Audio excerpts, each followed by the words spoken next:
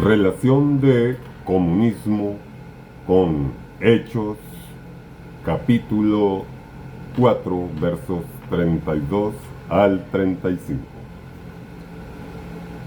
En esta oportunidad quiero valerme de un estudio realizado por Richard Neil Donovan, el cual, como acabo de decir, quiero valerme de él para cotejarlo, cruzarlo con el texto bíblico, de tal manera que los resultados que allí se arrojen se puedan usar como base científica para combinarlos además con las propias conclusiones a las que lleguemos aquí. Debo advertir que el término comunismo es un término sumamente desprestigiado, ha sido muy estigmatizado, ha sido blanco precisamente de su contendor, el capitalismo. Quiero dejar claro que mi intención en esta oportunidad no es llamar al debate político, sino más bien, digamos, crear conciencia con relación al término, abordándolo, digamos, desde un punto de vista de contexto cristiano religioso, y trataré de esforzarme para no parecer que estoy parcializado con el tema. Como le decía, entonces, la palabra comunismo se ha usado como bandera política por aquellos que precisamente han tenido como objetivo en la misión, digamos, programar, controlar a las masas, generalmente haciendo uso, digamos, del terror como instrumento o herramienta. Resulta que de esta manera incluso influyen en la psiquis de las personas. Crean miedo, zozobra, desasosiego, incluso a veces odio llegan a crear en las personas. Entonces, cual mentalista, pudiéramos decir que se introducen en la mente de las personas, manipulando su pensamiento y manipulando la conciencia. Inicio este estudio entonces preguntando: ¿es el comunismo el monstruo del que nos han hablado? ¿Es el comunismo el diablo aquel del que nos convencieron? ¿O hemos estado engañados? Una pregunta para la reflexión. Debemos preguntarnos, además, por supuesto, siempre, con toda actitud crítica, debemos ser siempre sumamente críticos, cuestionarlo todo. No podemos simplemente escuchar y dejarlo pasar. Tenemos que meditar, analizar todo lo que se nos dice, todo lo que escuchamos. Pues bien, no podemos permitir, además, que los artífices del engaño y la manipulación nos programen, nos controlen. Voy a citar Hechos 2:41, donde nos da cuenta, Hechos 2:41, de que la pequeña comunidad cristiana ha crecido el mismo día de Pentecostés. Son 3,000 aproximadamente los que han sido bautizados en el día de Pentecostés. Luego, Hechos 4:4 nos dice además que poco después de esto fue el número de los que creyeron y fueron bautizados, la cantidad de 5,000 aproximadamente. Esta cifra muy posiblemente es imprecisa, inexacta, ya que la costumbre era obviar mujeres y niños. La propia cita bíblica lo menciona. Entonces, se eludía a las mujeres y a los niños. Siempre se contabilizaba, se hacía un aproximado contable de los varones adultos, nunca mujeres y niños. Entonces, para más o menos tener una idea más certera, digamos, de la cifra, probablemente deberíamos duplicar e incluso quizás triplicar esta cifra. Entonces, tenemos a un grupo bastante más sustancial que el primero. Este grupo ha logrado una gran unión y armonía. La iglesia vive, digamos, en este momento, para este momento, la iglesia vive en un mundo que resulta hostil a sus propósitos. El consejo, o el gran consejo,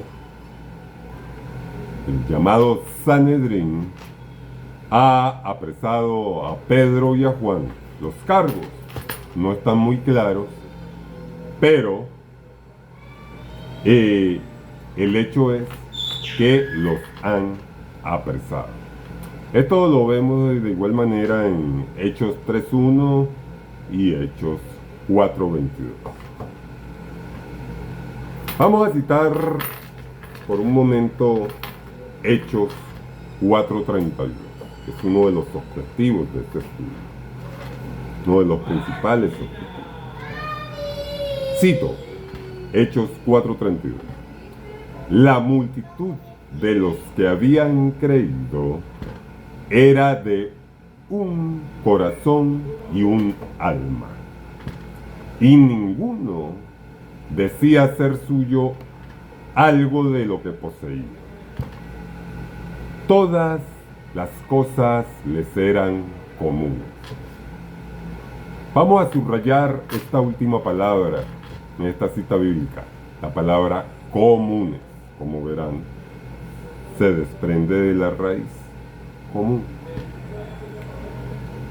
Siguiendo con el análisis, debo decir que Lucas, el evangelista Lucas, enfatizó este mismo tipo de unidad y propiedad comunitaria. Repito, el evangelista Lucas enfatizó este tipo de unidad y propiedad comunitaria. Propiedad comunitaria. Tomemos en cuenta otra vez aquí, tomemos en cuenta la expresión comunidad, propiedad comunitaria, y específicamente la palabra comunitaria, la cual también se desprende de la misma raíz. Entonces ya tenemos comunes y comunitarios. Ahora fíjense lo que nos dice Hechos 2:44. Y todos los que creían estaban juntos y tenían todas las cosas en común. Subrayemos esta última palabra. La palabra comunismo se desprende, es decir, todas estas palabras que he mencionado se desprenden de una misma raíz, la palabra común. Tienen que notar ese detalle con las palabras. De allí se desprende la palabra común. Hechos 2:45 nos dice: y vendían las posesiones y las haciendas y repartían a todos como cada uno había menester. Un buen detalle. La propiedad compartida, oigan bien, primero fue propiedad comunitaria, ahora están hablando de propiedad compartida.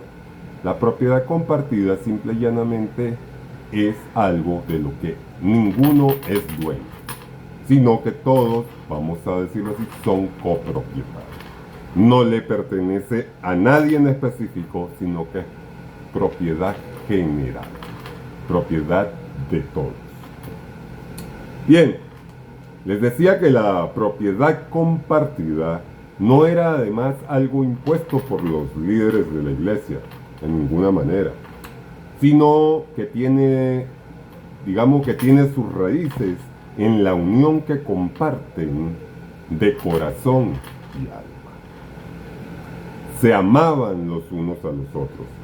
Tenían una sociedad donde la familia es la unidad social, de la que pueden depender, de la que podrían depender en algún momento en una situación difícil.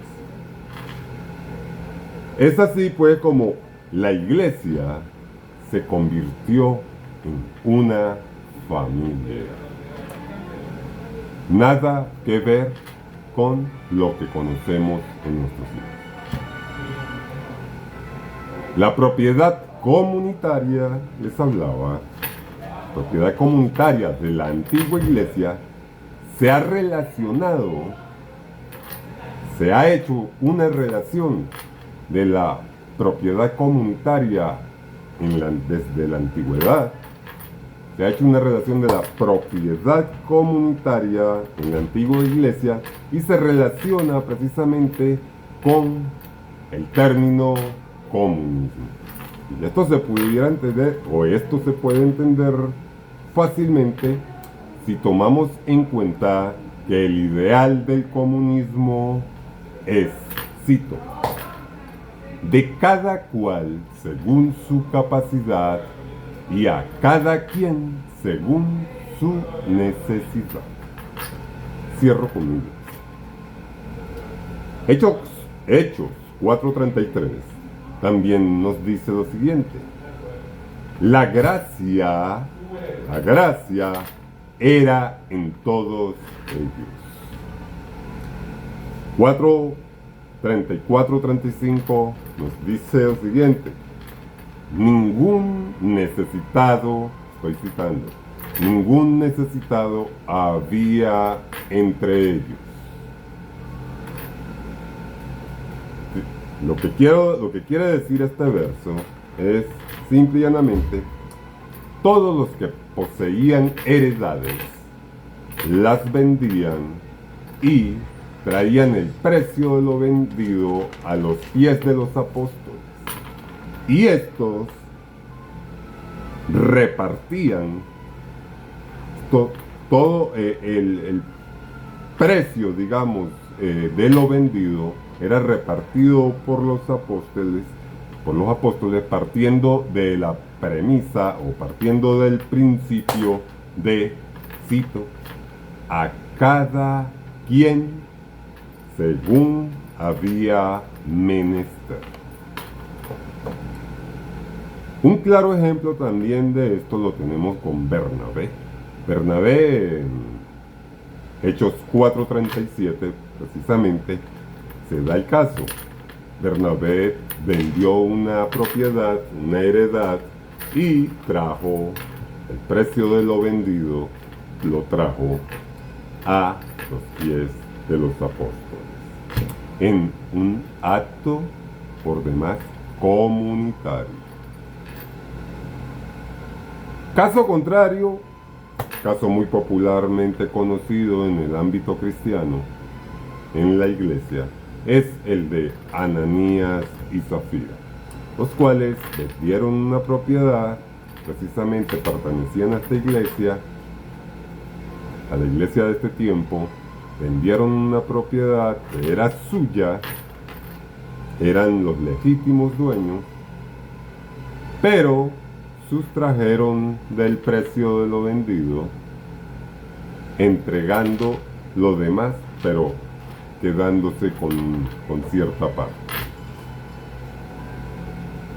Para poder tener un concepto neutral, imparcial o independiente, debemos disipar de nuestra mente, de nuestra memoria, cualquier idea preconcebida que podamos tener.